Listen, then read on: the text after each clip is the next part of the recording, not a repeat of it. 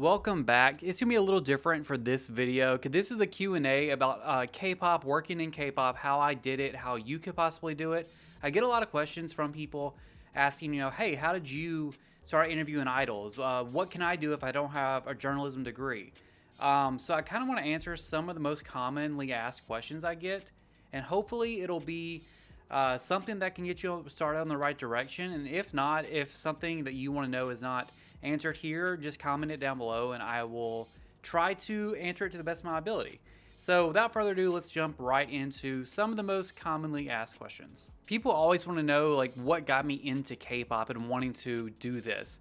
So I became a fan of K-pop like truly in like 2016, listening to like BTS, and Ailey was like my favorite soloist at the time. 2019 is when I really got into it with debuts like ITZY and CIX, and Astro is when I really got into Astro, and IZ*ONE as well. So that's what got me into K-pop. I've been a fan for a longer period than when I started interviews. Another question is, what's my background with school? So I studied communications, but my concentration was in film actually. So I did not go to school for journalism whatsoever. After I graduated college, I was looking for a job, and I saw that a TV station locally, like in Birmingham, Alabama, was hiring. I was like, well, I just need a job, so I'll do this for a little bit and see how it goes. So I got my first job at a TV station. But with the way that news works, you kind of have to move around throughout the country to get better paying jobs and kind of move up in the industry. So I moved to San Antonio, Texas, and that's when I started K-pop interviews. In 2021, with the pandemic and everything, idols are doing a lot more Zoom interviews with people in the States and across the world. So I was like, I work for a TV station. Let me see if I could get an interview with the group. So at that time, Omega X was the group that I really wanted to reach out to. I was excited for their debut, their story and everything. So I reached out to their company that we do not speak of anymore.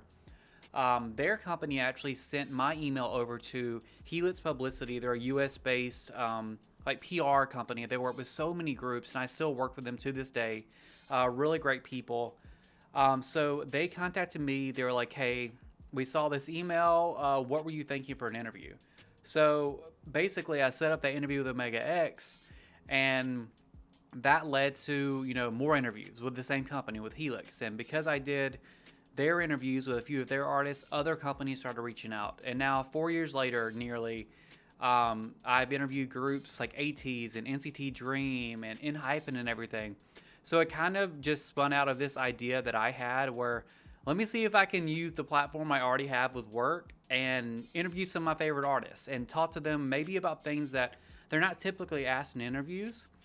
So that's how I got started. But because I was already working for a TV station, it was a lot easier for me to kind of start interviewing idols. Whereas for you, if you're one of the people who don't have a journalism background, it could be a little more difficult. But I'm hoping that some of the next questions I got asked will be able to kind of help you along the way of kind of starting that journey on your own. So for someone, if you don't have a journalism background, which a lot of you don't, whenever I get questions, it's usually from people who aren't studying journalism. They're in other fields completely.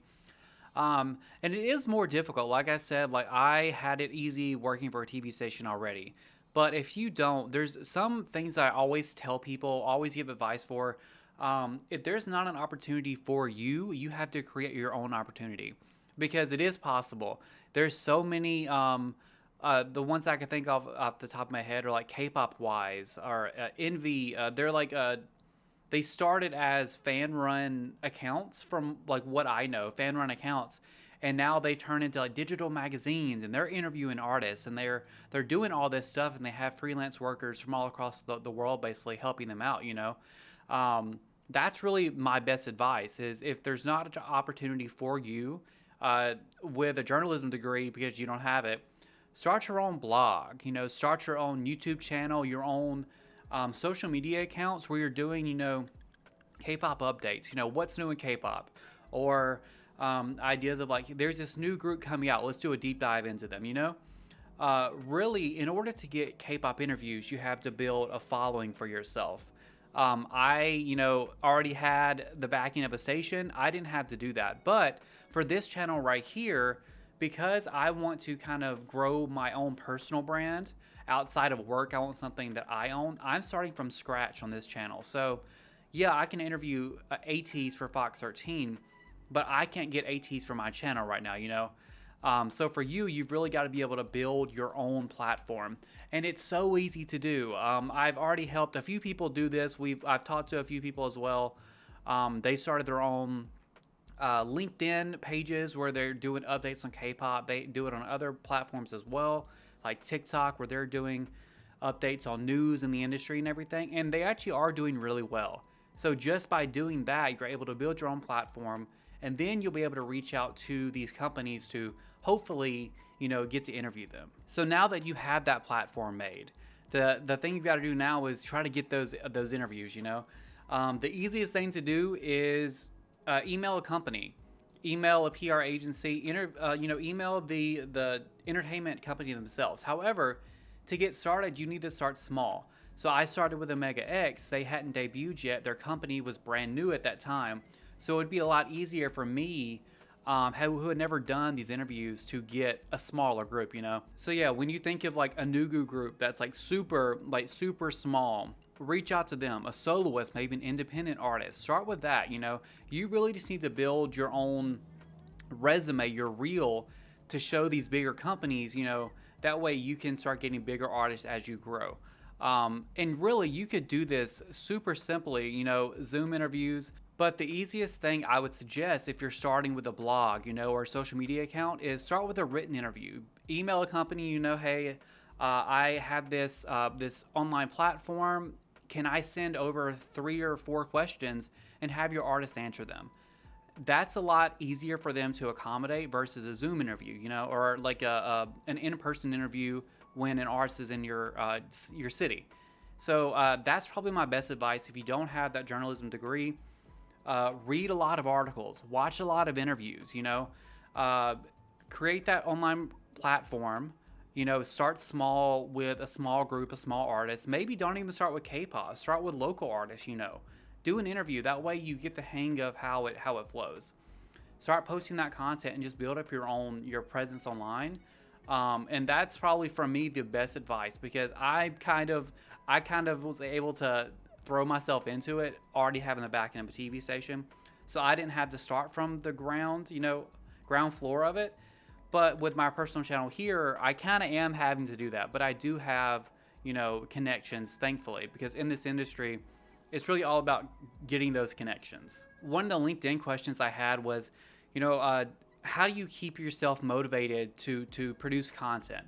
And really, the answer for that is, if you don't have passion for, you know, music, or passion for K-pop, or whatever you want to do, if it starts to feel like work, you probably already lost that passion for it, you know? So really, like, for me, I do so many interviews that I get overworked a lot. But then I had to remember, I'm getting to interview these really cool artists about music that I really like, you know? So then it makes it a little bit easier. So if you're passionate about, you know, K-pop or any other genre of music or any entertainment thing that you want to start doing, you know, just don't lose that passion for it, and then it'll be a lot easier for you to, you know, keep producing content. And then one of the other questions I get a lot is how the process works. So for me, you know, when I am pitched an artist interview, typically the PR companies will pitch their artists to me versus me reaching out to them these days, which I'm very thankful for. But once I set up the interviews typically, because of the time difference, I'm doing them here in Seattle around like 5 or 6 a.m. Usually. So I'm half asleep doing these interviews, but I still have to at least appear like I'm awake and alive. So they're done over Zoom mostly. I do have some in person with, you know, ENHYPEN and NCT Dream and everything. But they're sitting right here at this desk, lights, camera, mic, and everything. Their team will also film on a separate camera like I am right now. And they'll send me that video at the end. And typically they'll send me a transcript as well. Their translators, their interpreters will like give me the time code and, you know, what was said. That way I am accurately putting every single word these artists are saying. So with that, I edit in Adobe Premiere Pro. and I edit the entire interview myself. I write the article, I design the thumbnail, and then I send it to our digital team over at Fox 13 to post. And after that, I am done with it. And then it's there for you guys to watch. So I tried to keep this short. When I filmed it the other times, this thing was like 30 minutes long, and I was kind of giving too much information, so much so that it was kind of like really difficult to understand. So I wanted to wrap it up a little bit shorter in this one. So overall, you know, if you don't have a journalism degree, that doesn't mean you can't do it. There's a lot of YouTube channels, you know, React to the K, the musicians that reacted to music videos. They're interviewing groups now because they have that platform. There's a lot of reactors on here who have started interviewing groups as well because they have that platform. So you don't need a traditional journalism degree or any degree really to be able to do this. But what you have to do is keep that passion for it, because the second it feels like work, you've probably already lost interest in doing it as a career. Having that online presence is really gonna get you the ability to interview these artists. You know, not saying you have to be an influencer or anything, but you know, creating content related to K-pop and building that following will allow these companies to be like, hey, they know what they're doing, they know what they're talking about. Those are the most common questions I get, and I didn't want to be too long-winded with it because the last two versions of this video were. But yeah, if you don't have a journalism degree, that doesn't stop you from doing it. If you're not in the US, that also doesn't stop you either. If you're in a country, a smaller country with no journalism degree, you could be the first K-pop, you know, creator there. And that's really cool, especially these companies that want a more global audience. They're probably more willing to interview with you. And then advice from me is, yeah, if you have that passion for music or entertainment, anything you're trying to use this video to get a job in, hopefully, don't lose the passion for it, because it becomes like work, and then you're going to be drained of the whole thing. You know, with me doing this for 4 years, I definitely get overworked a lot because this K-pop side of my work, I don't get paid for. It's separate from my actual job. So I'm shooting like crime scenes and typical news stuff during the day, and then I'm coming home or before work, I'm doing this K-pop content, this interviews and everything, you know? So sometimes I kind of lose sight of, oh wait, it's really cool that I get to interview some of my favorite artists, you know, talking about a music that I love, you know? So then I had to reel myself back in and be like, this is really cool, I get to do this. And a lot of people would love to be in this position. But I'm hoping this video will allow you to be in this position someday where you can also, you know, interview some of your favorite artists, talk to them about music and everything, about their careers. So yeah, I'm hoping this was helpful to some of you. And I will definitely be answering questions you have below. I feel like if it's written down, I'll be able to maybe answer you a little more clearly and more specific to your case. So yeah, let me know what questions you have about getting into the industry below.